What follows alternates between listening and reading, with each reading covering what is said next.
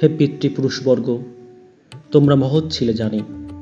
রূপদক্ষ কীর্তির প্রভাবে আজও প্রাতঃস্মরণীয়, সে কথা বিশ্বাস করি।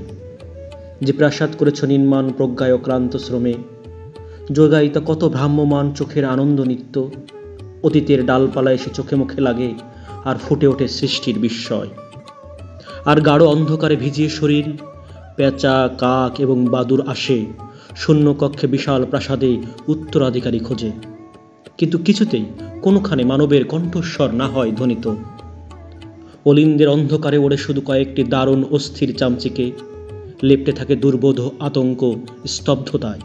দূরত্ব বজায় রেখে দেখে সব খিলান গম্বুজ ইত্যাদিতে জমেছে শ্যাওলা, আর সিংহ দরজায় হিংসুক সময় তার বসিয়েছে থাবা। প্রশংসিত কীর্তির স্তম্ভে ঝরে যাচ্ছে বহু প্রতিবিম্ব পুরাণের।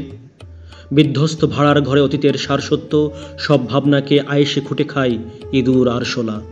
হে পিতৃপুরুষবর্গ, আমাকে ভেবো না দোষী যদি এ প্রাসাদের বসবাসযোগ্য মনে না হয় আমার।